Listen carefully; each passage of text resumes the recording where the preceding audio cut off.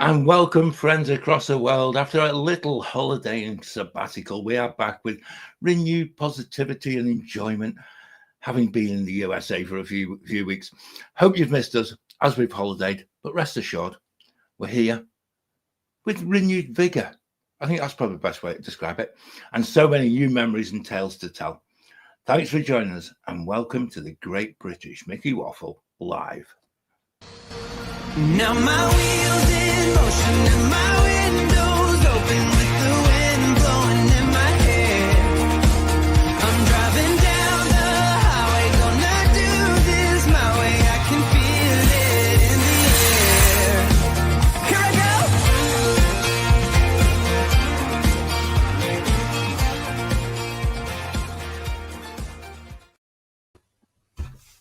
And then, true to form, we started there and actually realised I didn't even have my headphones in.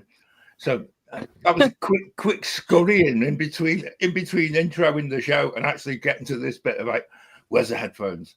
It's like first day back at work, first day back at school and everything. You just get completely sidestepped by this. So it seems an age since we were last live. It's only been a few weeks, and actually, I've really missed doing this on a Wednesday night.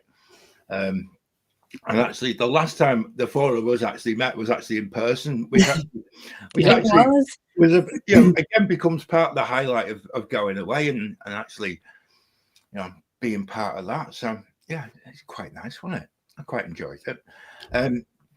Also, a big thank you to you guys for giving up part of your holiday to come and catch up and things like that. And actually, I'm gonna forget the rest of it. But yeah, welcome to Claire. Welcome to Ben. Welcome to Becca. And how's the jet lag? Horrible. Do you know what? I'm not doing too badly at the minute, Touchwood. It's just one of those, we've taken some melatonin on the first few days. And it's like, actually, that's why it's all right. But I'm blaming watching Bake Off last night, which means I had slept like 10 o'clock. It was like, no, I'm just like. I was doing fine until today. Yeah. I was mostly fine. It kind of comes back and bites you, doesn't it? If anyone's got any tips to get over jet lag in the comments, please let us know. We would appreciate them greatly. Because I know how to get over the Disney blues, and I think we've already done that. We've booked another trip. I'm suffering from that one. That's definitely definitely high on my not wanting to go to work syndrome at the moment. So yep. Not very good at all. This feels really weird to be live. It's so weird because I just remember, like you said, John, the last time we were all together, we were just enjoying each other's company, not in front of a camera. Yeah, it was. I don't know. Well, you were all tangible. What a great word! I love that. We actually exist. Yeah. The wine was tangible, Becca. I think the wine was really nice. And Claire, the villa you were staying in was amazing. Mm-hmm. Yeah, it's really nice. We've even looked into staying in the villa at some point. When you get to a point where it's like, oh, we need some extra points this trip to make the trip longer. It's like, no, we might book a villa instead, just for a few nights. Yeah. Go back to the what was it? I think it was a March show when we talked about how to choose a villa. Now you know why I'm so picky. Yeah, because how much stuff you can get in a villa versus staying on site or off site and hotels, it fits, especially for a family. Yeah, absolutely. Or a group of people who, I don't mind sharing a space together. Yeah, definitely. I must admit, we were just the two of us, and actually, we had a villa for the whole time we were there, and actually, it suited us down to the ground. Yeah, because it just made. I don't know. It's one of them ones that you think, oh well, is it a bit extravagant having a villa between two people? But actually, it wasn't. It was. You were there for 3 weeks, though, John. So imagine how much that would have cost staying on site at Disney. It would have been. Yeah, it would have been quite the stay. I couldn't imagine staying at like Pop Century for 3 weeks. That wouldn't be on my list. No.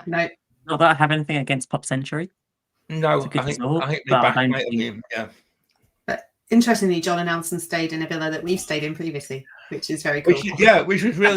Which was absolutely bizarre. Again, another one of those things. Wow. Nice villa as well. When you were asked, oh well, where are you? So we're at Indian Creek. Oh, whereabouts? And so it's just on the turn right, and then you turn left, and then it's on the. Oh, it's not that one. It is. Yeah, In fact, the first thing you asked me is that the one with the wine rack. that's exactly why I asked you. That was the one that it was. Just, Okay, we need to know this villa. Yeah, we need to stay at this villa. It has a wine rack. Is it It's- a sealed wine rack? And It can you is. put wine in it?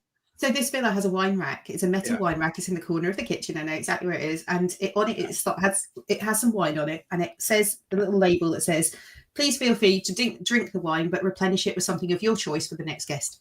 Yeah, Oh, So- wow. Oh, I love that. which is a really nice attitude. It's like a book exchange, but better. Yeah. With wine. yeah, I mean, to be fair, I do have the book exchange too. So, Oh, you know. Yeah. Oh, it had that. It had that as well. Yeah. I never got as far as looking at books. That was too busy. No, it's a Otherwise, good villa. It's in a great location. Yeah. So it wasn't. What I liked is when we drove over to Villa from the Polynesian, it was just like we're driving to a different place off property. Normally, when we're driving, Yeah. you go into a theme park, you go into Yeah. shopping, you've got a destination. So it felt really weird to be driving off site in to sort of find a villa, Some more residential areas. but also Yeah. realizing how close you were Oh, to the one. where- crazy close to getting into the parks as well, Disney parks especially. You know, it was just Yeah. like I think we were 7 minutes to that's the it. Yeah. to the Parking gate of lot. Animal Kingdom. That was it. Mhm. That was Wow. which again, if you were going to get an Uber into Yeah. the parks, it cut down on the cost of an Uber as well. But think Yeah. how long it would take you to drive from somewhere like Port Orleans Riverside over to Animal Kingdom. It would be twice that length of time. Yeah. Yeah. So you're actually much closer than you think you could possibly be off property, but you have to select carefully. So, Yeah. Sean, I I like your idea. Let's do a That's Mickey it. Waffle. Let's do a trip and book a block of villas. I think that'd Oh, be that cool. sounds I'm like up a for great that. idea. Yeah, that would be so Yeah. funny. Book the street. And we're just like, Yeah. I I love think that. one of the- GBMW. Yeah, one of the best things though, apart from obviously meeting you guys, was actually how many people we actually met, and that villa now has a set of Great British Mickey Waffle beer mats left on the top of the aforesaid wine rack as well. But we actually met some really brilliant people, and one of the nicest things was, you know, it was, I don't know, it's me being me, and just sort of anytime someone starts talking, then it ends up being, oh, by the way, we do a podcast. Yeah. And actually we had somebody stopping in Animal Kingdom, and he's on the dib. It was Bingy 3 who comes from the Wirral. He's on the dib, but he stopped us in Animal Kingdom and he shouts, "John," and I'm looking at this guy, and it was so nice because actually he then realised the fact that I won't have a clue who he was. So I was looking at him, going, it was just like, help. And he's like, "Oh, I'll listen to your podcast," and we watch the Wednesday shows. And so we ended up chatting to him and his family for about 25-30 minutes. It was lovely. It was one of them real moments. And then we've got someone who's joined us in the Waffler's Arms. Was it Kate O'Malley, who we met in the Rose and Crown, who's joined us. So Kate, if you join us for the first time, a big welcome to you. You'd probably be on catch up because what she tends to do is listen to the podcast while she's out running, which I thought, there you go, that's a good one. And speaking of Rose and Crown, we also introduced ourselves to Aaron, who works behind the bar there. He's on a year-long program. Cracking kid, absolutely took really good care of us. And I must admit, that was a really nice one. And we also met Isabella from Loughborough, who's working in the chip shop next door. If you go into Epcot and you see Isabella from Loughborough, so it says on the name badge, go and tell her that the Great British Mickey Waffle sent you. But yeah, they were the key ones. Now, I must admit, some of the people out there, I know, Claire, you really made a day because you took some lovely little gifts for cast members. Yeah. And she was really taken by that as well. So yeah, we had a really interesting experience in Magic Kingdom. So Millie and I were on our own. Dan was off doing something else. So we were on our own. We had a girls' day in Magic Kingdom. It was really cool. And Millie was like, "Can we do the carousel?" So I said, "Yeah, let's go and do the carousel." So there was no wait. And it was, so we sat down in the carousel and I looked over and the cast member who sort of stood on the edge, she just had this look of someone who was having a really bad day. You know, she's just like rubbing her head. Yeah. She looked exhausted. And I just sort of said, I think her name was Samara. I said, Samara. And she came over and I gave her I had taken these little organza bags. Inside them, there was like 2 fruit salads, a blackjack, a little pot of bubbles.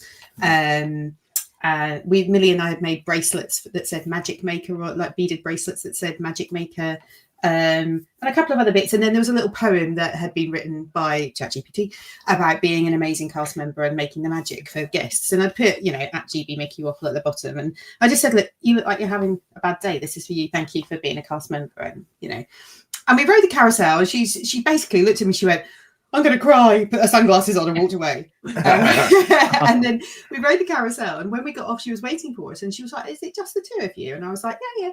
And then she said, thank you so much. She said, you actually don't know how much that meant to me this morning. She said, have you met any princesses today? And I was like, well, no. She's like, would you like to? I was like, yeah, okay. And she said, come with me. And she actually took Millie and I through a different entrance to Princess Fairytale Hall. And we had a unique, just the 2 of us, meet and greet with Cinderella and Belle. So it was like a little bit of pixie dust exchange. It was bizarre. I said to her, I didn't do this to get anything special. I did it because we care about cast members and we want to make sure you're okay. And we know it's hard work. And, so actually this was just something to be nice. But thank you for the little bit of pixie dust that she threw our way. So, it was a really lovely moment. Joe, something I think throughout the whole trip, that was the one thing that I really noticed. It was just how hard some cast members actually work, and how much they just need that little acknowledgement and that little conversation. And we gave a number of those little bags to the team in the UK pavilion, and we were like, and they were like, oh, UK sweets, and it was like it's a really nice thing. And we John, we didn't use the Pyology voucher, but I did gift it forwards to one of the UK cast members instead. So I was that's like, even better. I said, I'm assuming you're living at Flamingo Crossing. And she was like, yeah. And I was like, look, here's 50% of Pyology because we haven't used it and stuff. So she was made up. She's like, great, we'll have a team night out. And, The thing that's funny about that is I actually just got talking to a guy in Pyology while waiting for me.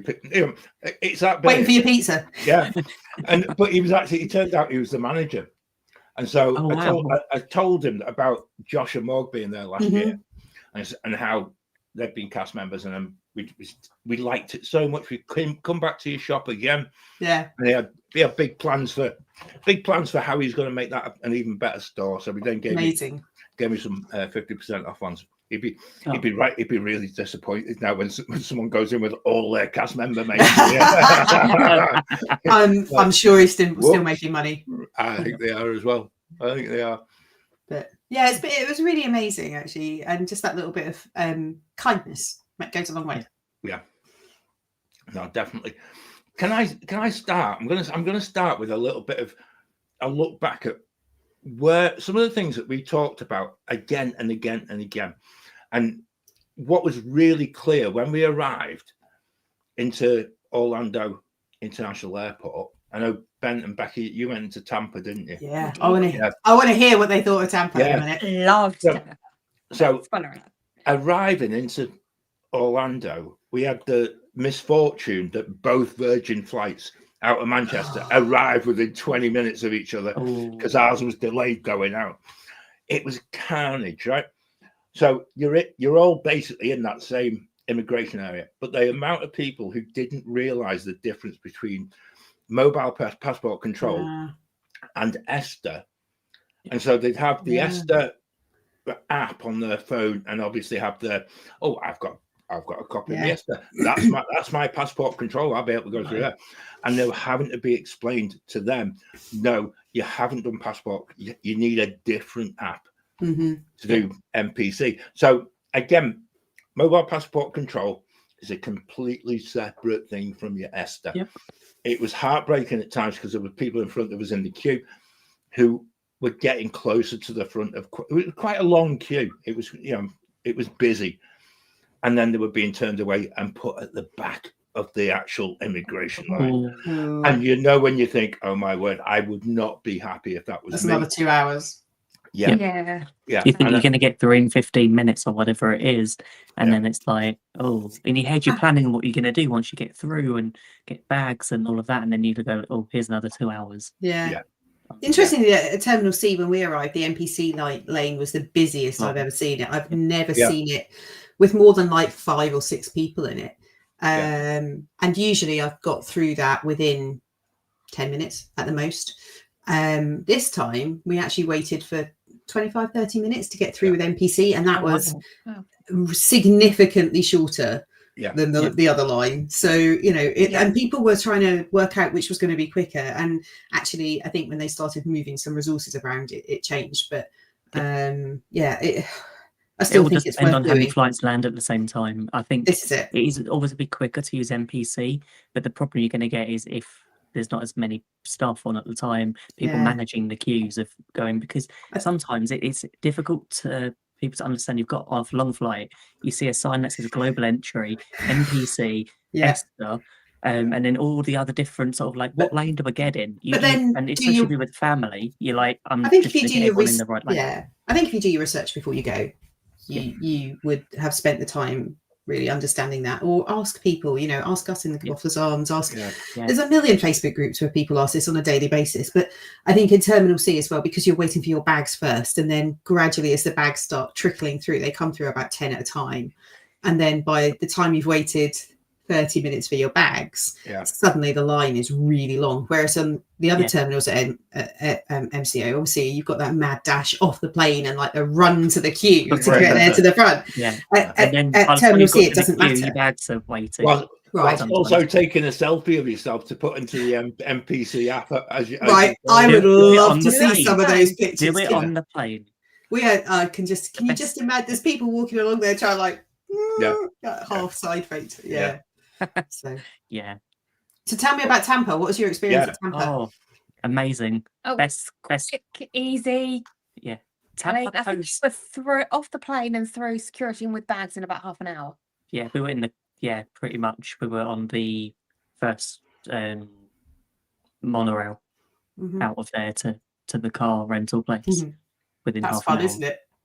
Oh yeah. It's so quick. I nearly lost a suitcase. It's the best ride of the trip. What was amazing about what we found different about NPC this time, they didn't look at our passports. What they wanted to do first was that whoever took the picture first on the plane, they take their picture and they load it up.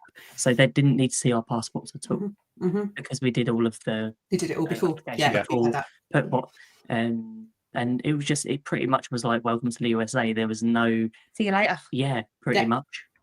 And then what I loved, as soon as we got through, within, 5 minutes, our bags were there. Pretty much one straight after the other.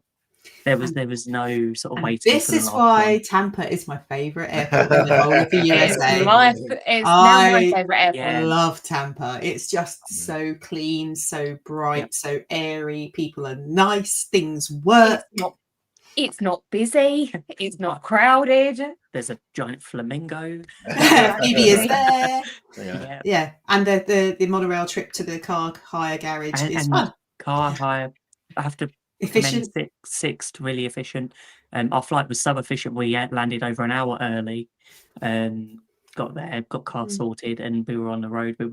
I got lost getting out of the airport, but that's more phone connection fault than because a lot of newer cars on the entry level don't come with sat navs built in. They rely on your phone, so you plug your phone in, but you're in a multi-story car park, so it's like it said I had signal, put in boardwalk, and then it just like didn't get connection of like 15-20 minutes, and I went down the 275 the wrong way. Scenic route then. The view view was gorgeous, but and it's turned around, and we ended up back there at night by 9 o'clock. So through every storm possible. Past Zephyrills of water fame. Oh yes, it was really good. So much so that I think it's going to be the one we look at most looking forward. I know we've already booked Orlando for the next one, but can't complain. We've already looked at car hire for the next one as well. I don't think there's going to be many trips in our future that don't involve a car. No. Yeah, the freedom of it is just. I mean, amazing. we had a slight car issue when we arrived. But we arrived into MCO, got to the garage. My name was on the board, but there was no paperwork So I got down, Ava's preferred, got downstairs, and I was like, oh, name's on the board, excellent. I know that bay, but there was no paperwork for me. Went to the bay, there was no car. I was like, empty bay. I know we landed a little bit early, but not a huge amount. So I went to the desk and I said, this is the bay I've been put on, but there's no car there. And she went, where's your paperwork? I said, there isn't any paperwork in the tray. So then she's logged in and she's gone, oh no, and she printed me some paperwork and she went, go for that car. So she gave me a different bay number. We walked over to the bay. There was another family getting in that car. I was like, oh my word. So I'm like, Here's someone okay, else's car. I'm now annoyed. So I was storming off back to the desk, and another Avis employee said, can I help you? I said, well, yeah, you can. Number one, there was the first car, there was no car. Second car, we've been given that one and someone else is already getting into it. And we were stood by a GMC, whatever it was, same class as the one we do. And she said, just have this one. And she changed all the paperwork, did it all digitally online and sent us on our way. Yep. And that was all fine. We got to, we were going straight to Royal Pacific, checked in, and then the following day we decided to go out for dinner, and I got in a car. As I was driving down the road, it felt a bit weird, and actually we must have had a slow puncture in the back wheel, and the car tire pressure was 9 psi.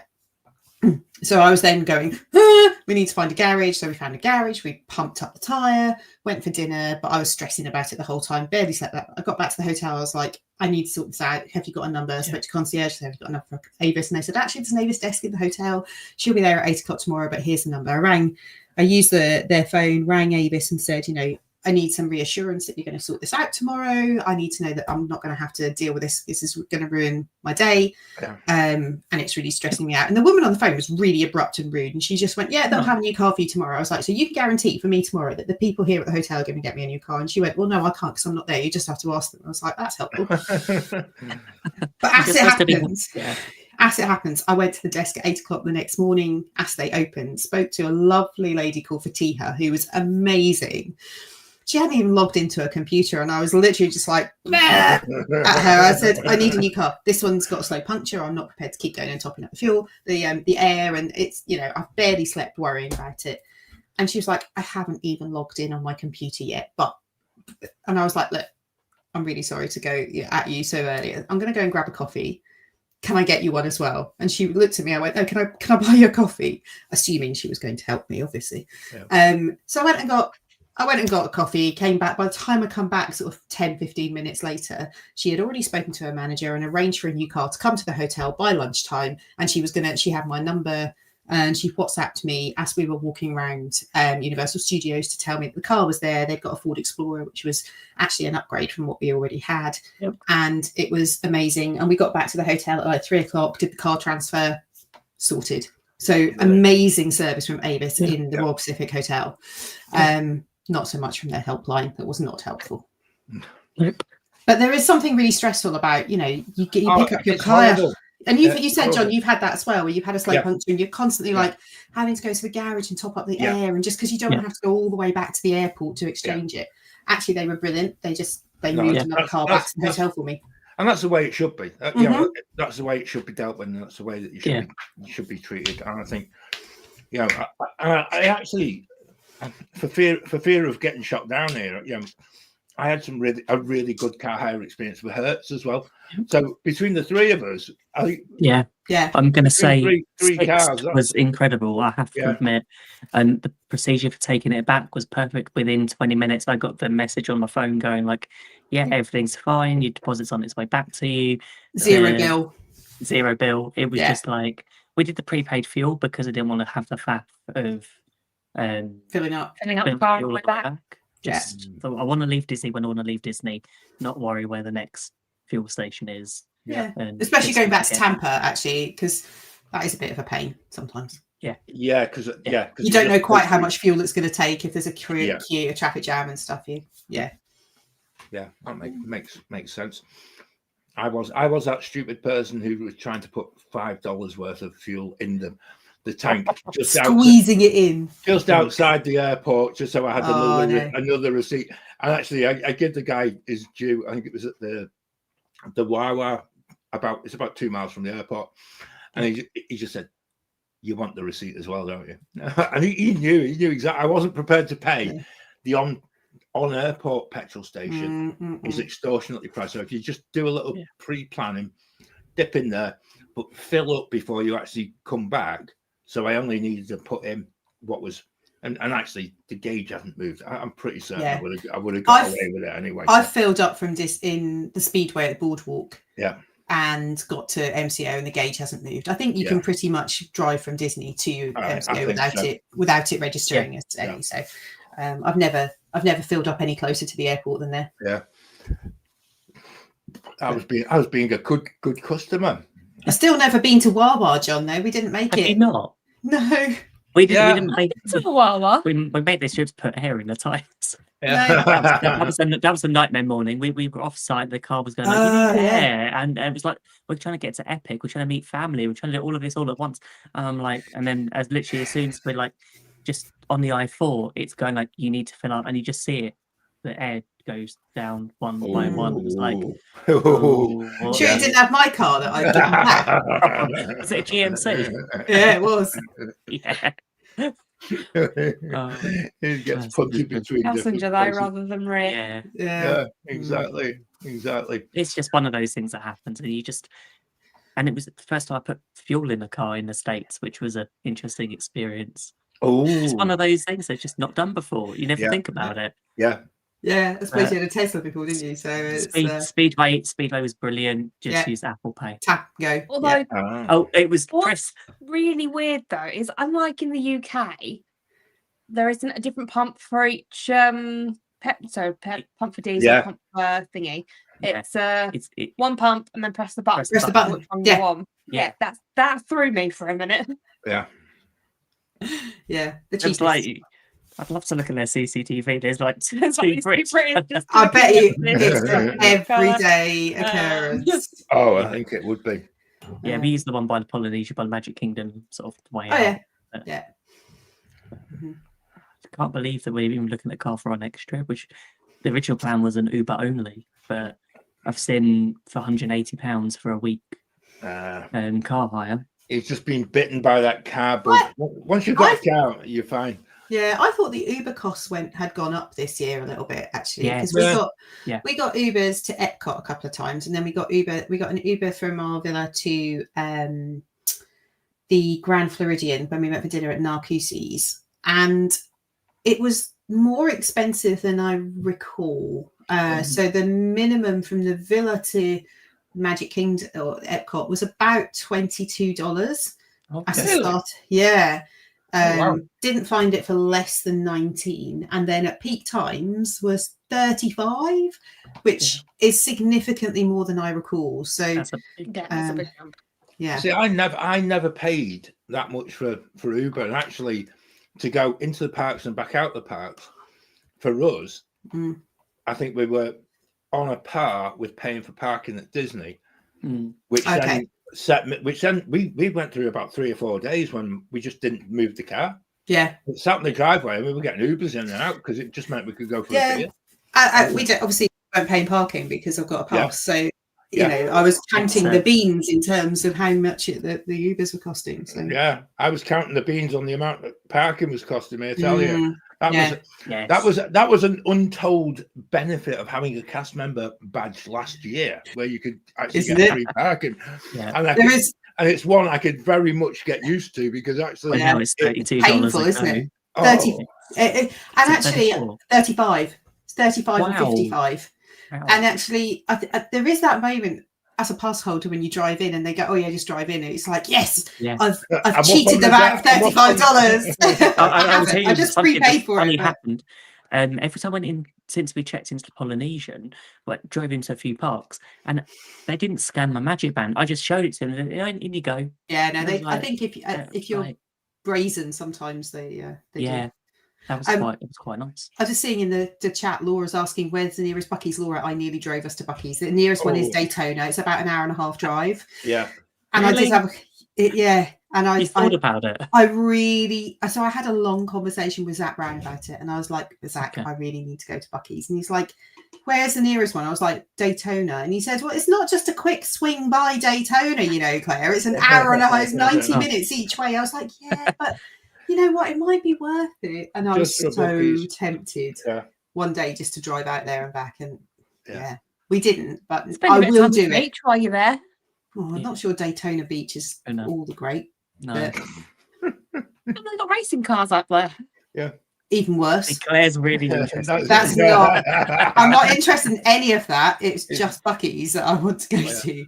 But you need a whole day out to do that. So, you know, I think you can probably make it worthwhile. But do you know if you've parked out done too much of Disney and Universal, go for a drive.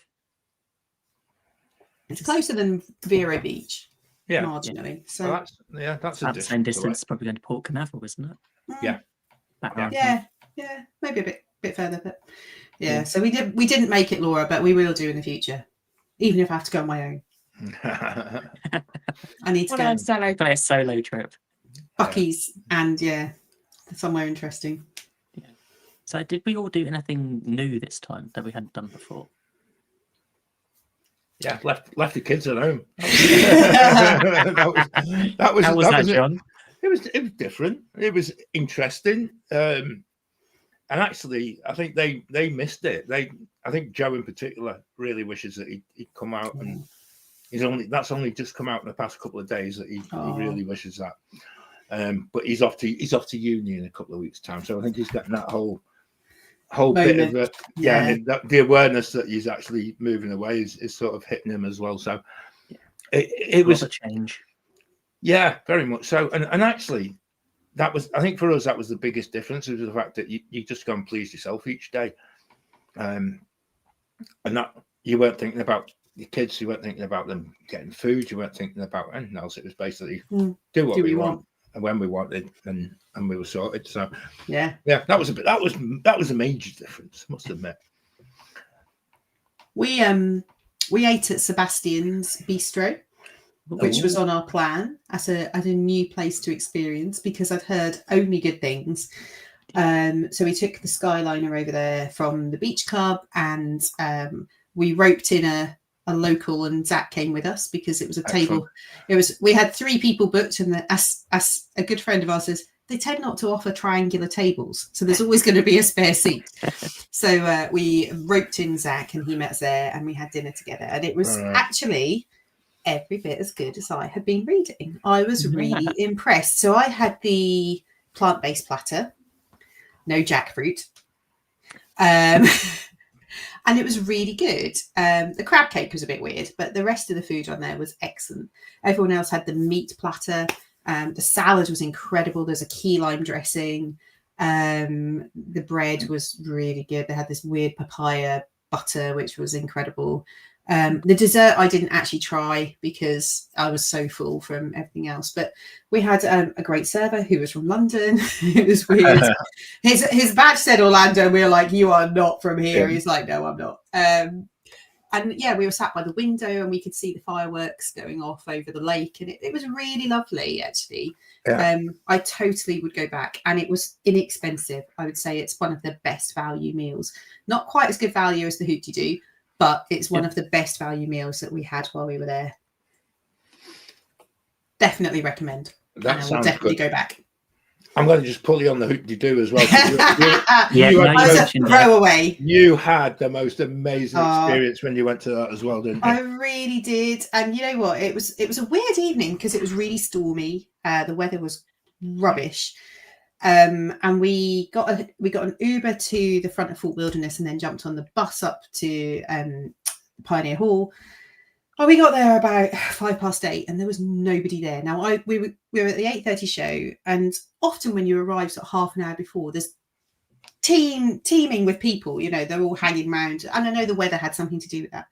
And there was literally like 7 or 8 people. And I was like, this is weird. Has it been cancelled? Because they cancelled it a few weeks earlier on the 8:30. I was like, oh, have we missed a notification or something? We went and checked in, and no, all fine. And we got, and got the little slip of paper, and we were waiting to go in. And when we went in, we were sat at table 25C, which is the best table in the whole house, which was right at the front on the right-hand side next to the piano and the banjo player. So I was so excited, and we sat down. The whole hall, actually, it was a quiet show. There was only 2/3 of the downstairs full. The rest of the place was empty. Oh wow. Yeah, it was really weird. I've never seen it empty. I've only ever seen it full. And we sat down, and I said to the person who sat the greeter, and I said, "Oh, I'm so excited to be sat here. I don't suppose you know if it's Randy Morris playing tonight."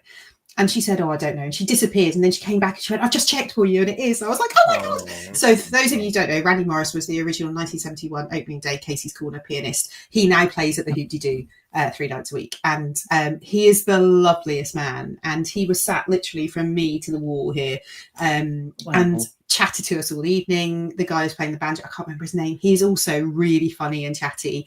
And we sat in the band for the whole evening, and it was incredible. I was like, this is so much more fun than whatever's going to happen on the stage. And they were so gracious and humble, and incredible musicians. So we had an amazing evening.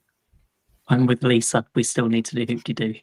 It's such, and the thing is, we were talking about, it's such a good value. So it's like for category 1 seating, which is where we were, that's like the front downstairs. You're near to the stage. $74.99 plus tax. If you've got an annual pass, you get the discount, or DVC, you get a discount. And for that, you get cornbread, salad. You get eat as much as you would care to enjoy. Fried chicken, ribs, beans, mashed potato, mac and cheese, and then you get strawberry shortcake dessert. Alcohol is included, so red wine, white wine, beer, white and red sangria, or soft drinks. And gratuity is also included. Oh, okay. Wow, okay. And on top of that, you get the show.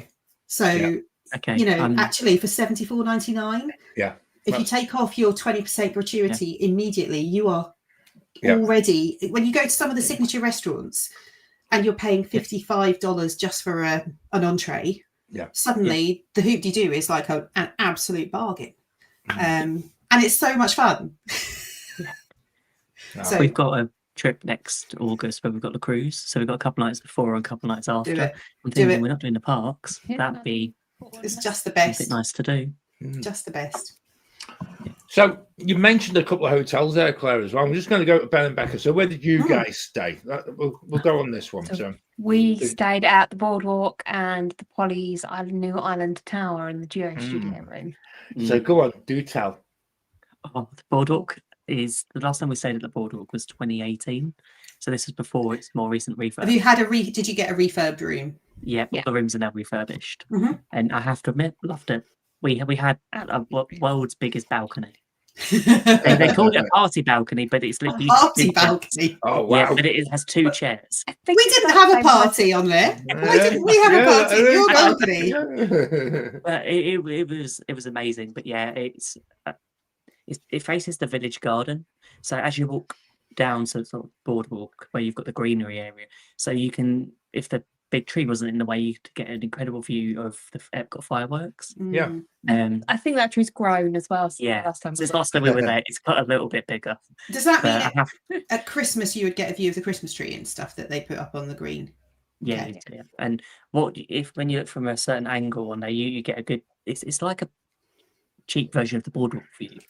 So if you look to the left, you've got all of Boardwalk, and you can see beach and yacht, and it was just what amazing. Beautiful view. And how many times in the morning we would just like get up and just like with the humidity in the morning and just that Orlando weather, beautiful sunrises, and it was just amazing and really good space. And they've done a few changes inside to the room where we've been there before. Storage was lacking. Okay. There was only like 2 big drawers. But that was it for some hanging space. So you compare that to the amount of storage in the Duo studio at the Poly. There was more storage at the Duo studio at the Poly than there was in the standard studio. Okay. Around the Boardwalk. So, interesting. Yeah, and the Duo especially studio, considering the Boardwalk sleeps 5 people. Oh wow.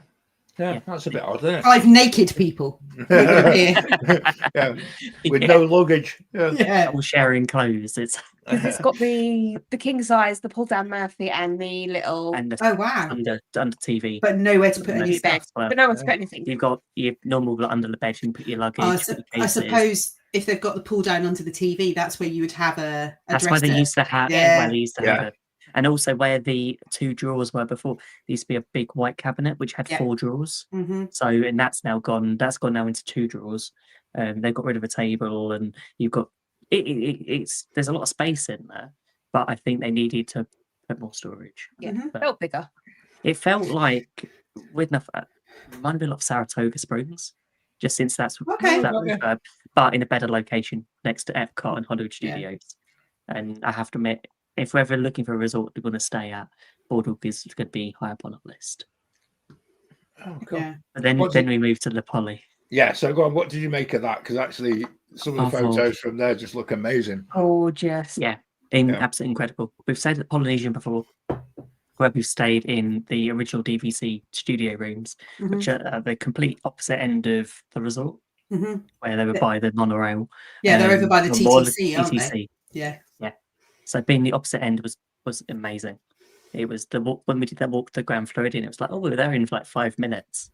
It was amazing. The tower just felt very separate to the Poly, but also everything was so close. It felt like it was a plus version of what you got at the Polynesian. The pool was amazing. It was everything about it felt very much like the Polynesian, but just deluxe. So I went and had a look at the lobby of the new tower when I was there in April, and I think that it still has that Polynesian feel. And obviously we weren't in the room, but it felt like it was a really elegant version of the Poly.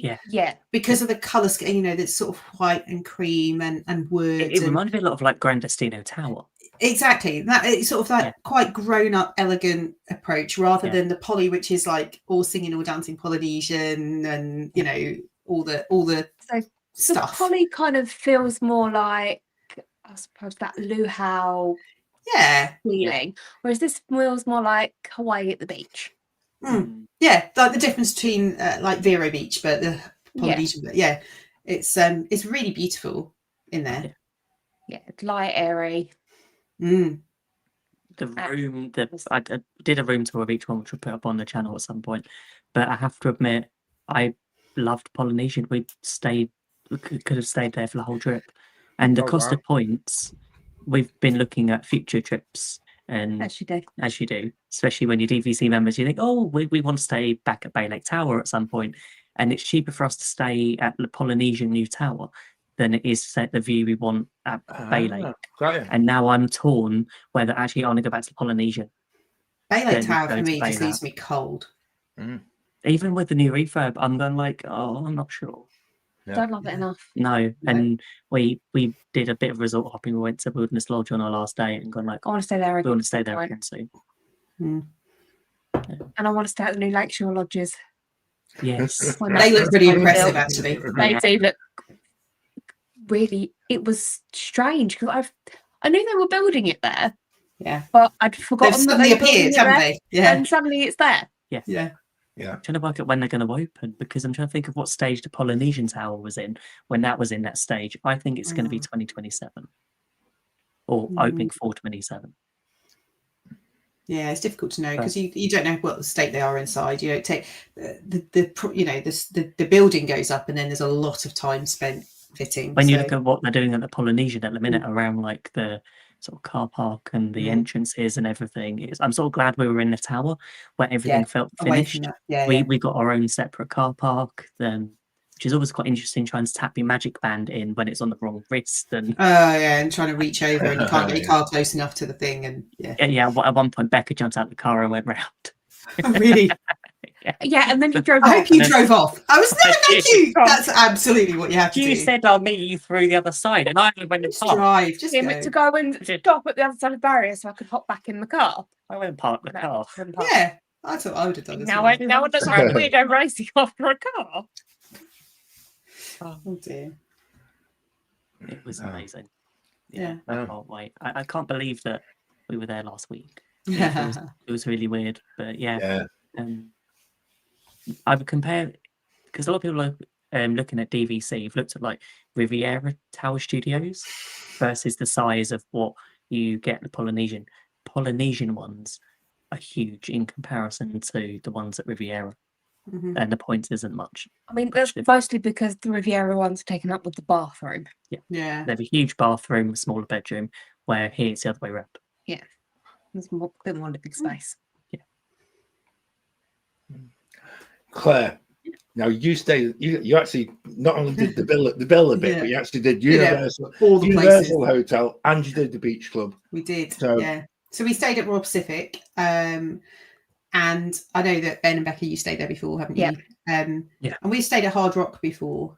I would absolutely go back to Royal Pacific over Hard Rock. The cost difference is quite significant, actually. It's £300 a night difference.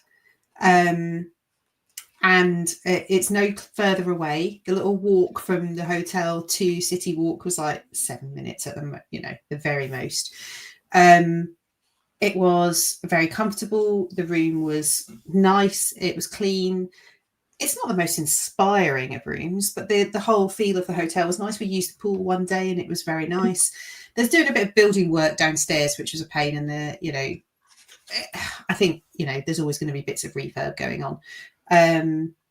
We didn't really eat in the hotel, so I can't say anything about the restaurants or anything like that. The quick service sort of grab and go place was always heaving. That was the only thing I felt that needed. It's pretty much just Starbucks. I felt needed to be much, much bigger because for the size of the property, that's at peak times when I went to buy the car woman a coffee, it took me 15 minutes just to get through the queue and things like that. It was a bit frustrating and really expensive as well. So that was the only thing that I found a bit disappointing. The first day when we arrived, they were giving away free cocktails in the lobby, and I was like, "Oh, this is a daily thing."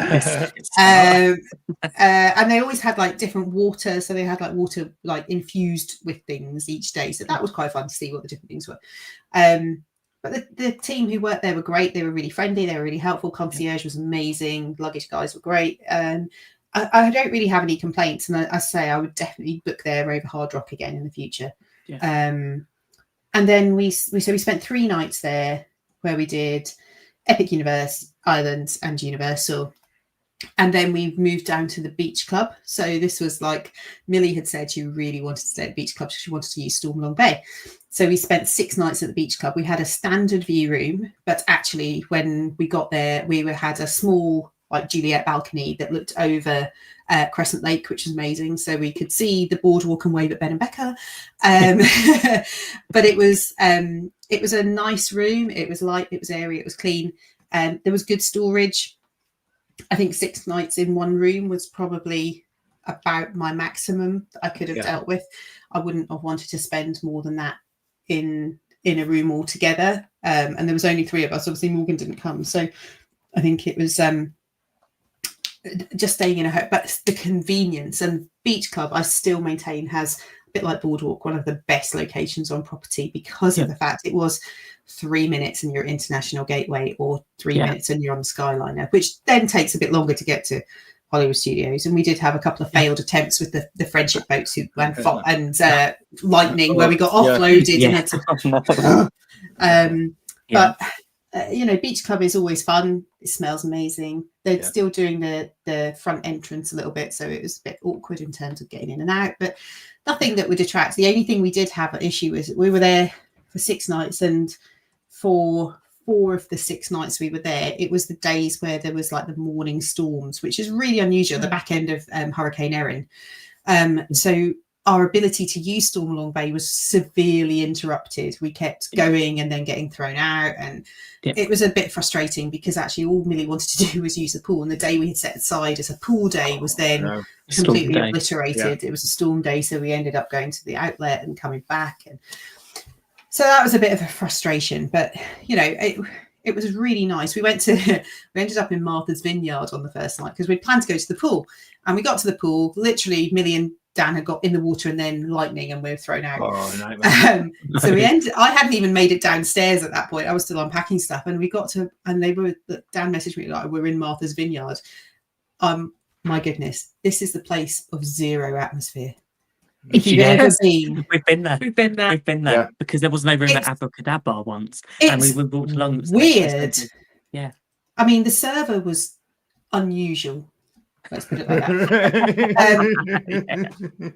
that. And a bit awkward, you know, he kept coming over and sort of loitering, saying nothing, and then walking away again. And it's like, do you want my order or do you not? Or what's the problem?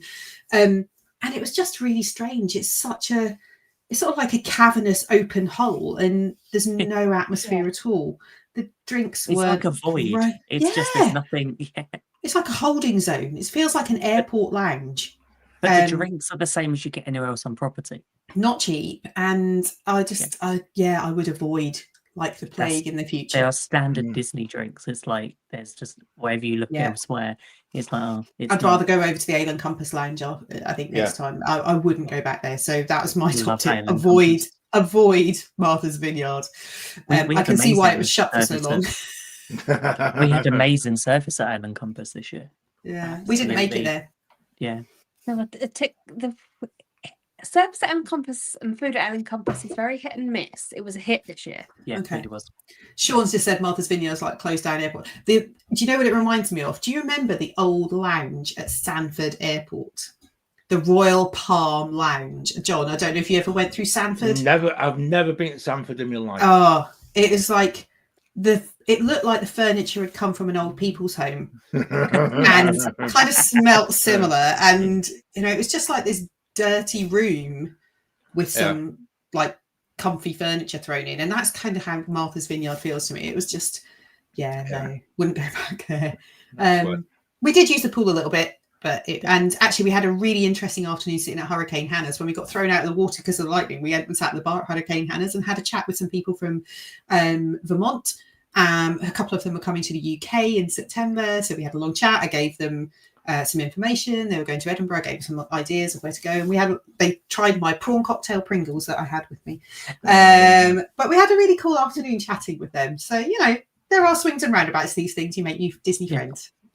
Yeah, that is true. I got chatting to a family in was it Creations on last night. It was chucking down the rain outside. I went in and bought a few things, bits, and it was just like he was standing by like the carrier bags on the mobile checkout thing, and we just like started talking, and it was just like his British accent, and we just started talking and ended up talking about DVC, started talking about the podcast. It was just one of those really bizarre things that actually we were just. And then we saw them sitting outside waiting for him with the rest of the family, wondering where he's got to. Amazing. I'm chatting to some people, making friends, giving DVC advice. He's either running to someone new or someone that already listens to the show and they're in the chat. So I've just seen in the chat that Lisa's asked what our thoughts were on Epic. Now I don't know whether we want to cover this tonight or we want to do a whole show on it. I think we could end up doing multiple shows on maybe we do it next week. I think that's where we. I think let's touch on that next week, because actually I think it's teaser worthy, for next week. It's a worthy of a show all of its own, and I think there's so many different takes on it that we won't do it justice in like 10-15 minutes. No. And I know a lot of people. I know people who are going this week are already looking for advice as to, what did you think and this, that, and the other. And actually, we walked in there without having done any preparation whatsoever. And we blagged it. I'll put it that way. And we got away with it. So let's do that next week. I think that'd be cool. And so fair warning, Sean, if you don't want to know anything about Epic, don't tune in next week. Yeah, and I think that's. Or put us on mute. Tune in so we get the numbers and put us on mute. Yeah. I was going to ask what people thought of Test Track. Is that something new that we all did? We all did the new Test Track. They spent all of the budget in the last scene. The rest of it was like, meh. Yeah. I missed the design your own car bit. I just missed Test Track. It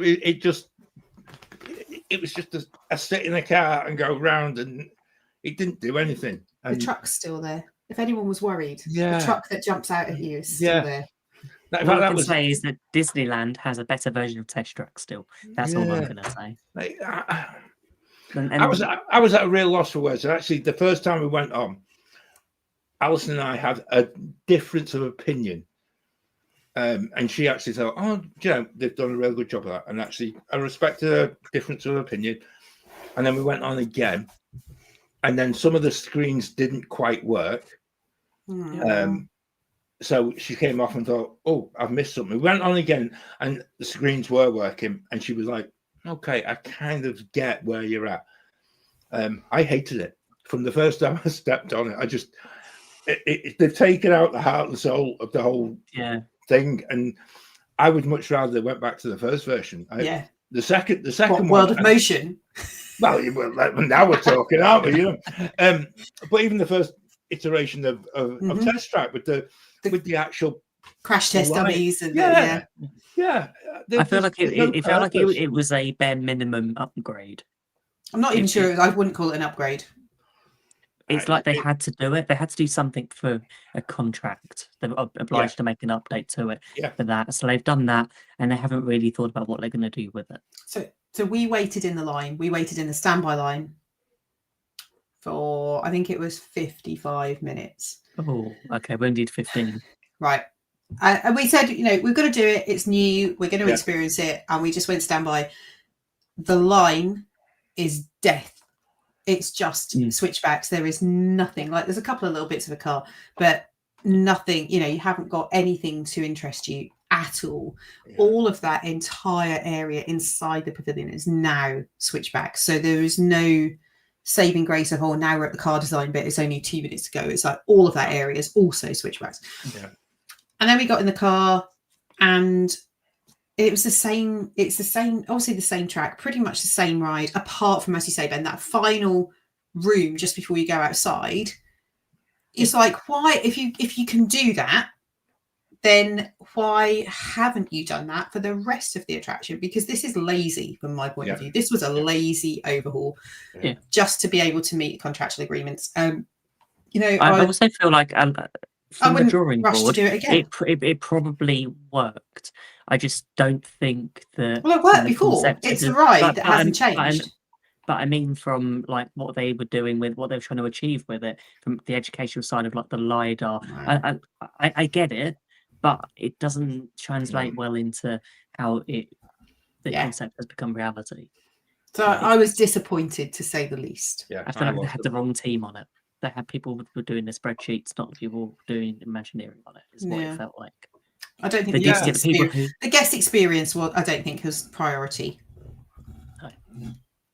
And it makes you concerned that if what Disney are doing now with updating attractions, and I think Robin put this in the chat when we'd all been on it and just said it was a lazy overlay, lazy design, and it was like, what else are Disney working on at the minute? Do we think is going to be a lazy change? Right. So now I'm like anxious. Don't get me started. I am anxious about Magic Kingdom. But you know, we've got probably 4 years wait to talk about that. So yes, if it's a different team. I know I shared something with you guys yesterday, and I don't often do this on our show. But Braden, who does, is it Mickey Views on YouTube? Yes, that's right. Yeah. And I must admit, the guy doesn't stop for breath, and that's the one thing that, it just is full on. But for such a young lad, he really nails the whole argument about an accountant sitting and overseeing where the budgets for these so-called enhancements. And he went into real great detail. It's a lovely, it's an hour's listen, but it's well worth it if you want to listen to something where someone truly has done their homework and is not just giving an opinion, but backing it up with words that came from Walt or came from original Imagineers about the intentions of the original park designs. It really hit the nail for me, and I've got to say, Neil has sent it to me and said, "Oh, you need to listen to this because this guy, he's much younger than you, but he rants like you as well." And actually, I can see where it's coming from, because actually, it is that little accountant who's sitting there who is pulling the strings on a lot of budgets, and they're only thinking of profit and loss. I think one of the saddest things for me this summer was actually that, the whole lightning lane procedure has just been embraced so much, and I still have a massive issue with paying lightning lanes. I really do. But they seem to be, a must do for a lot of people who are in the park who want to be either onto Guardians or on a Flight of Passage, or just avoiding queuing up for other things as well. Yeah. And I'm quite proud of the fact I still didn't succumb to giving an extra $20 per person as a lightning lane. I did queue up. I can do that. Yeah. I queued up repeatedly for Guardians. I was quite glad to do it. I love the queue for Guardians. So do I. It's quite the nice. Thing is, when we used to have the virtual queue, you still sometimes had to wait up to an hour anyway. Yeah. So and the lightning lane queue is pants. It's a grey corridor. Yeah. Yeah. That's my good idea for Test Track. I never knew that. So there you go. And actually, the single rider for Test Track is basically a corridor. Straight, it's corridor and in. But it's such a time saver. It really is. Yeah. Talking of other lazy overhauls. Yeah. What did you think of the villains show? Better than I thought it was going to be, but I haven't watched. We need anything about it at all. So it was. Yeah. Too many screens. I think the screens didn't bother me too much. What I think the problem with it is that it's going to get very boring very quickly. Yeah. There's not a lot of repeatability in that. It's a once and done, isn't it? I think if they'd had 6 or 7 different villains that they could rotate out, so you have 3 each show, but a choice of 7, so you can go back and you can. You don't know who you're going to get. You don't know who you're going to get. Yeah. It's going to be surprising and a bit random. Disney do show it on the screens how many different villains Disney has. Yeah. So actually they could do so much more with this. But I think this show has one thing only. It's to gauge villains for Villains Land. But surely, if they'd added more villains to it, they would be able to gauge which ones are the most popular. But a bit like we've had Lightning McQueen was there before. We now have Piston Peak Lightning McQueen in Magic Kingdom. I just can't listen to that. It's just like drunken Pete. Every time anyone mentions that, it's drunken Pete to me. I just see Neil's comment in the chat as well. Yeah, thank you, Neil. Yeah. No one rants like you, John. I appreciate it. I do feel like that show is just becoming. I think that it will last there for another year, maybe 18 months. There. I think it'll stay until they open the new villains area, and then I think it'll be gone but before. I guess they've got to close that area down for the overhaul of Rock and Roller Coaster anyway. And I think there'll be a Muppets show going in there because that theatre would be ideal for something. Because at least then you'll have the Muppets next to Muppets Roller Coaster. Maybe. But it really doesn't seem right what in the Muppets. I don't know. It's having villains in that spot is weird. It just. Yeah, having cars there was weird. I never saw that. I avoided it because I've heard so many awful things about it. But yeah, that whole area doesn't make sense. But I think they need to put Muppets in there, and whether I don't know what Disney are planning with the Muppets, who knows? But I worry we're going to get a lazy. I was watching Jack from DSNY newscast talking about the Hollywood, all the stuff that's happening opening 2026, and because Rock and Roller Coaster isn't closing until later in the year, and it's going to be reopening next year, they're going to do sort of a bit like Test Track, just lazy overlay. Just a few animatronics in the queue. Great. That makes it Muppet. And that, do you know what? If they made it pre-show Animal and the band singing Aerosmith songs, I would be there for that. I would say that would be awesome. Just use the Muppets to have a bit. You don't need loads of animatronics because you're going to be going 60 miles an hour. You need to have decent set pieces make that it people tongue can in see cheek. and work out. Make it tongue in cheek. Make it funny about the fact that actually we've overhauled it, but we put the Muppets singing, Love in an Elevator. Brilliant. I would be there for that. That would be funny, and it would be, that would be a way of accepting it's a lazy overhaul and making that good. But I don't think that will be the approach. I don't think they'll. No. The Muppets' most popular video on YouTube is them singing Bohemian Rhapsody. Oh, Queen and the Muppets in Rock. I would be there for that as Yeah, well. Don't Yeah. Stop Me Now. It would be Amazing. That would be superb. Yeah. And I actually think that's what will happen. I think we'll just get a new soundtrack. There's not much on the ride that you can change. The bit that concerns me is the fact that this time last year it reopened after quite a long refurbishment, and it was meant to have been improved. Nice call there, Sean. I think that's definitely yeah. That would dude looks like a lady to Miss Piggy. I think that's exactly it. I love it. What they need to sort out is the actual reliability of that ride, because every time we went on it, it either went tech or we were queued. There was one time I went single rider one time. It took me 50 minutes. Yeah. Because it kept going down, and it was just like it was very close to the bit where you think I'm not even going to bother because actually it's not worth the hassle.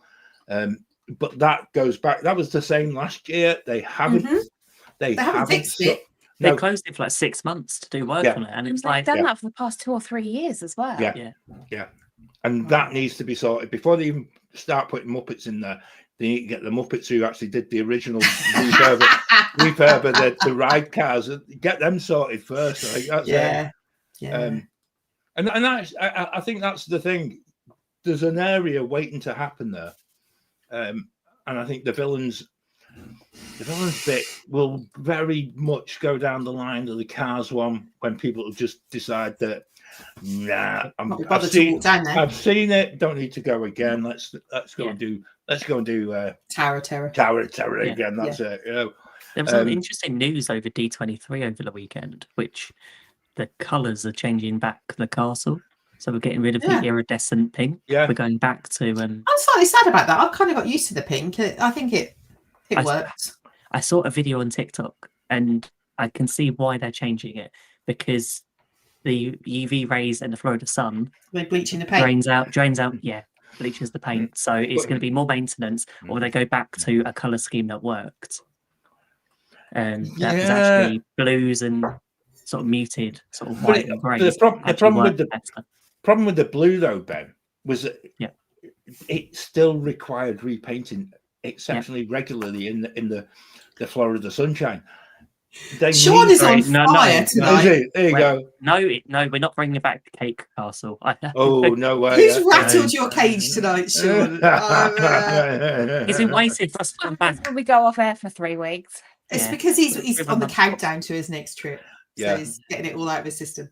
That's so cool.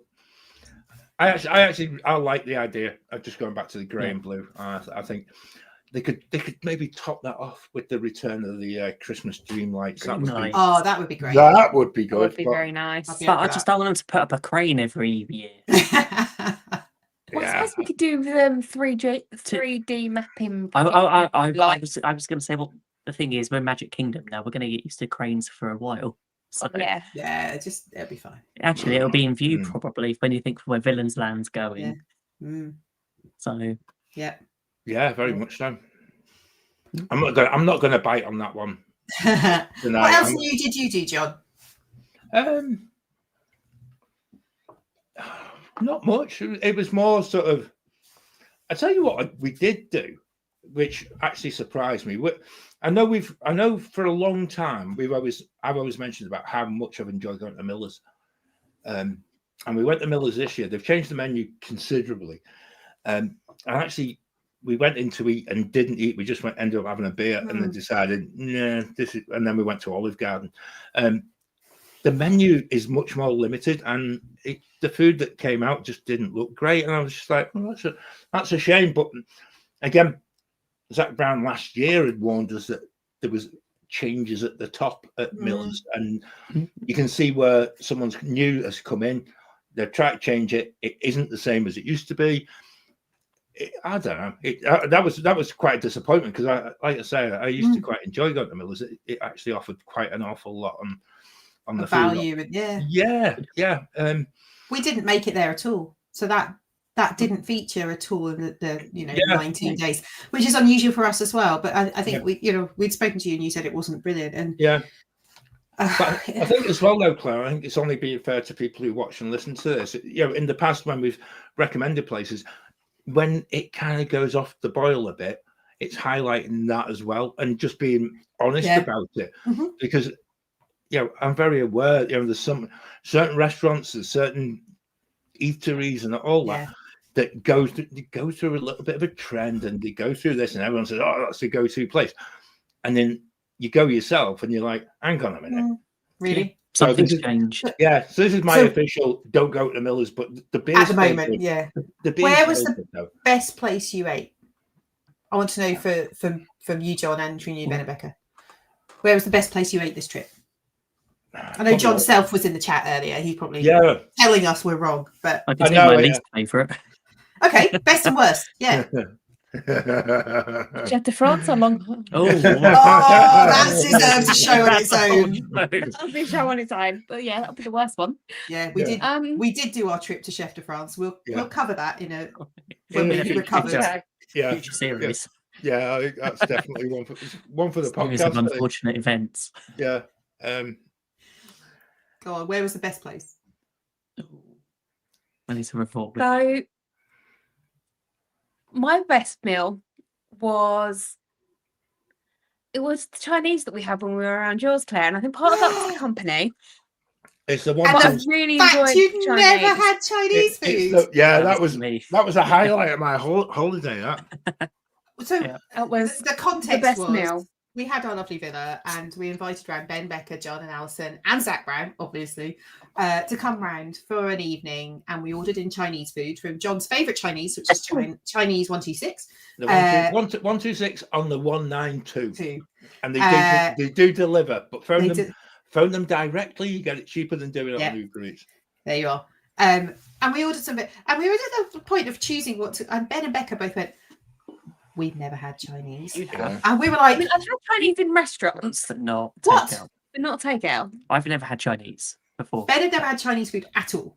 And then we were like, what do you mean you've never had Chinese? And all of our faces were like, what? And Zach literally dropped his drink. He was that's what I was about to say. Zach was in shock. Even Millie went, are you serious? So yeah, we had to take out. It was really fun. And we had lots of different things, and so that was an interesting experience. That's really interesting that was one of your favourite things. That was my favourite meal. Do you know wow. What about you, Ben? Kikis for breakfast surprised me. Okay. Actually, I couldn't complain with the waffle. It was lovely, and we had so many good breakfasts. It's difficult to compare. I think by the end of the trip, I was like, my appetite had just suppressed so much. Maybe it was just August humidity, the heat. By the end of it, it's like we've learned now that beginning of the trip, have the bigger meals, and then towards the end of the trip, like you end up not wanting to eat as much, and have to be Kiki's just hit the point for the time we went, and it was lovely. Florida waffle, which was the lowest calorie item on the menu. At 591 calories. That's saying something. Yeah, I was going to say that. That's. What about you, John? Best and worst. Oh damn. Best is probably going to be Olive Garden. Basically because it was 2 meals in one, because what we got to take back to the villa with us, did us for the next night, and then we also had some garlic bread that actually did us the following day as well. So it was one of them gift that keeps on giving. It certainly did. And actually that was a really nice experience, and we'd not been to Olive Garden for a long time, and then we went once last year and thought, oh, this is a bit of all right. The only problem is you load up on bread, and and I do like my soup, so I had the soup, and then by the time the main course came, I didn't really need any of that. The worst one was quite controversially was when we went to Longhorns, and whilst there was nothing wrong with the actual meal, the actual service wasn't great. Also, they'd run out of wine. Now that might appear to be how you do that. And I think it was a busy night, so it was a Friday or a Saturday night we went. And how you run out of you're not going to sell me a bottle of Pinot Grigio. Not just for myself. I hasten to add, we were in an Uber. but yeah, and then so we ended up having a beer and just like, well, that's a bit of a disappointment. Yeah, which I thought was a bit odd. So you don't have any wine, and then the steak came. Mine was all right. It was all right. It just wasn't what you'd build Longhorns up for.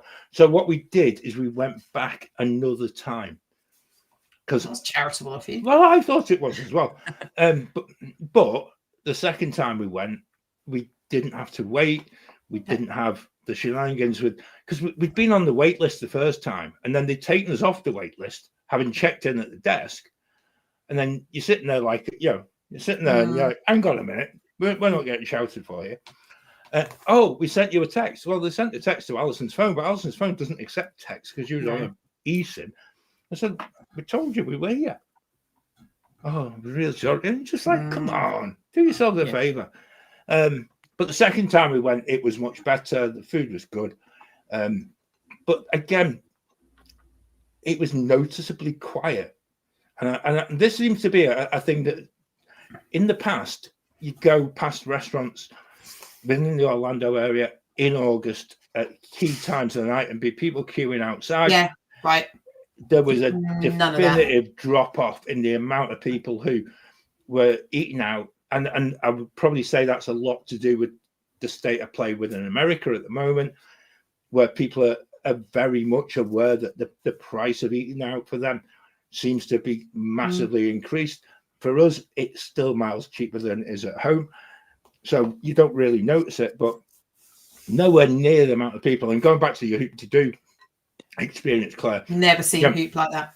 No. Yeah. And even some of the restaurants within each of the parks, there was so much walk-up availability. And you're thinking, hang on, this is unheard of. And and again, going back to Longhorns, when you're looking at their price of a steak in comparison to a Disney steak, is double, if not more.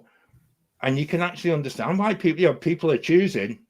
If I'm paying for a popcorn bucket, or I'm paying for a lightning lane, I'm not going to pay. I'm not paying for food as well. And people are making very much more informed choices rather than it being, I'm on holiday, I'll go and enjoy whatever I want. I think there's been a massive downturn in that, and the little accountant guy is going to be very unhappy at the end of the year when he sits down and realizes that people actually, the net spend is probably the same, but they're spending it on different things. And I think you're right. Yeah, you're right. No, totally agree.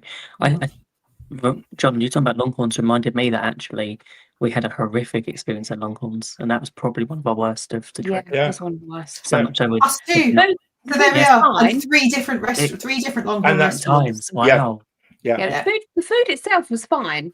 The service was. It wasn't great for me. Yeah.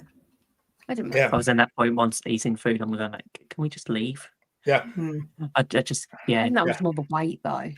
The wait was ridiculous, and the noise level in the restaurant. There was a huge party going on, which we didn't know about, but we were waiting for ages, and it was just the servers were rude.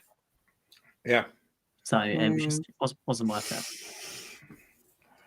And you get to a point when you're eating, and you go like, I could have just chosen somewhere else. That would have been better. Next door. Could have gone to Blaze Pizza, pay the same. Yes. Or less, significantly less. Yeah. Or go to Pyology.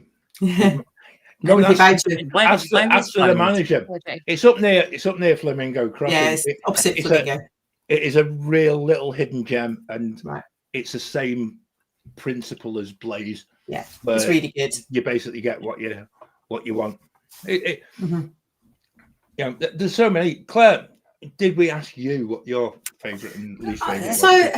No, but it's really difficult actually, because we had probably a bit of a tale of two halves. We had some really great restaurants, and then we had some that were not so great, but not very much in the middle. So we ended up at lunch at the Boathouse one day when we'd been to the outlet, and we came back and we just like, oh, should we go to Blaze Pizza? And I was like, no, I want an Aperol Spritz. We're going to go to the Boathouse. And actually we had an amazing lunch. they've changed the menu a little bit. They've taken the mahi mahi off the menu and swapped it for a grouper and things like that. You know, there was a number of different changes which were a bit not so sure about that. But actually, I had the fish tacos, as I always do, and they were great. I did have an apple spritz or two. And Millie had a steak that was like amazing. It was and yeah, it wasn't cheap, but actually it was a really, really great meal.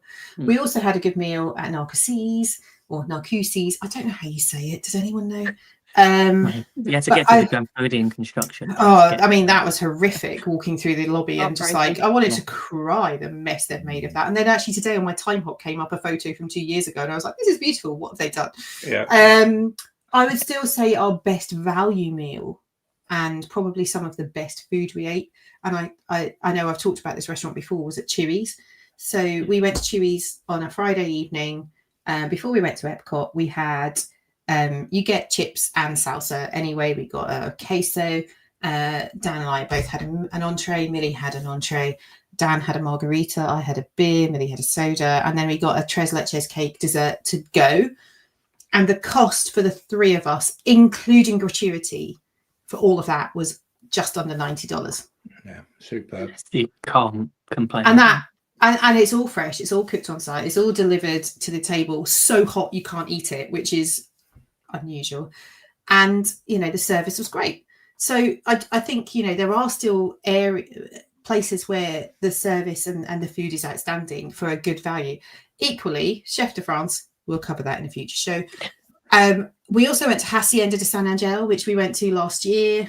Had a great meal this year. Not so much. They've taken off a couple of things off the menu, so the only vegetarian option was something that I didn't like, and they said, oh well, we can do this option but we'll take the meat out, and it was disgusting. Dan had something that was super salty. They took one of them off the bill, but it was like really quite disappointing. The service wasn't great, so I wouldn't be in a rush to go back there. So I think it really was obviously we had the Longhorn similar situation, and I just think it was a real mismatch of some places that were really good and some places that left a lot to be desired. There wasn't really anything mid-level. The server that we had at Tony's. Oh my God.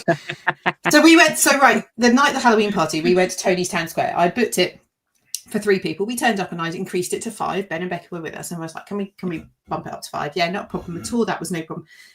I swear to you, the server, I think he must have worked at Orlando Immigration previously. He had zero, like he could not have been less interested and less, he wasn't rude, but it was verging on rude. He may have cracked a smile towards the end, but briefly, it may have been wind. I'm not entirely sure. It wasn't, and the food was good. The food was nice, but he was miserable. You know, I get it. It's a Halloween party night. The restaurant's probably going to be busy later, but you know, come on. So yeah, it was an experience.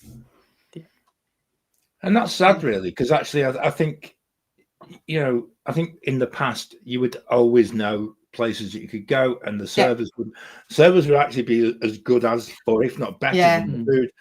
And I think there is a definite downturn in the quality of service. Somewhere I wanted to just mention, and I know where time has gone and but somewhere that we went to that was recommended to us by my cousin was actually Celebration Brewery Company. So outside Celebration, there's a whole new building, like residential development. There's a new Publix there that looks like something out of Men in Black. And if you look up, it's beautiful and it's a lovely new store. But Celebration Brewery Company or Brewing Company, it's an on-site brewery. They do loads of different beers, and the food was outstanding. It was so good. And it was a very friendly, very comfortable environment. They had some high tops. They had a couple of sofas and some normal tables. Sport on the TV. There was some golf on. There was some American football on. And it's a really nice place.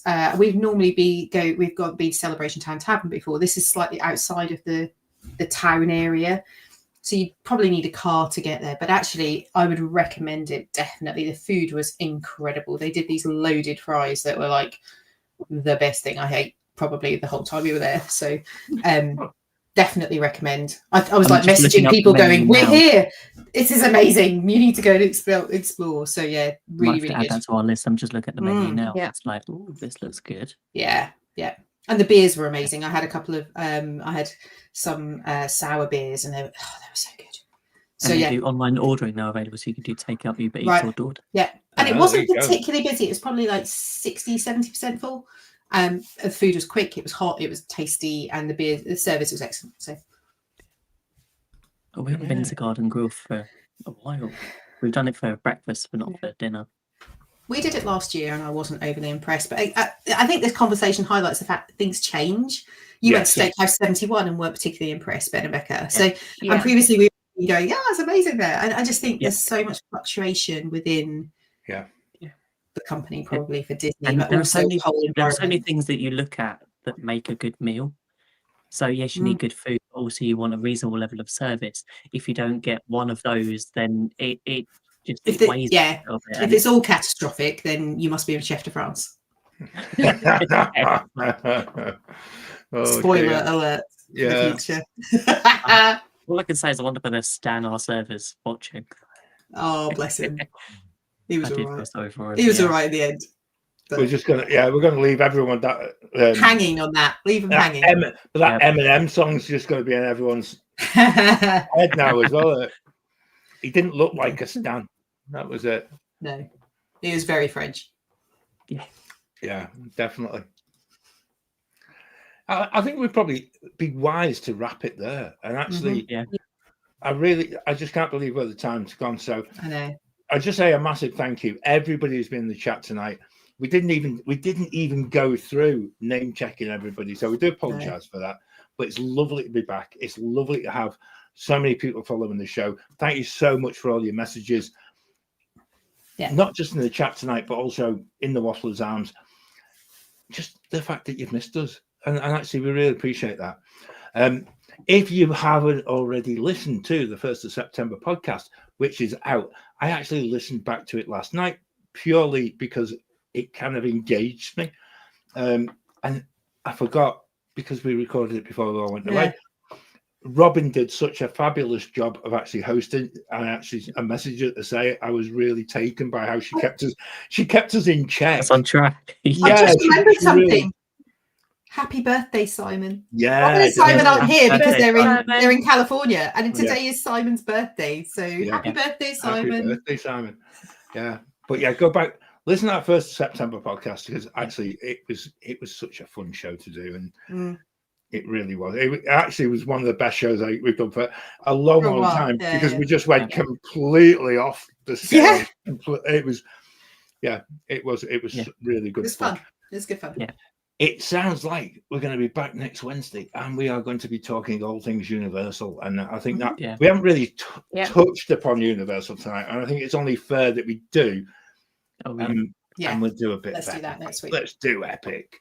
It's going to be an epic show. It certainly will. Maybe. Yep. Until next Wednesday, thanks for joining us. And come and join us in the Waffler's Arms for a little beer. Get in touch with us. And until next Wednesday, we'll see you soon. See you real soon. Now my wheels in motion and my window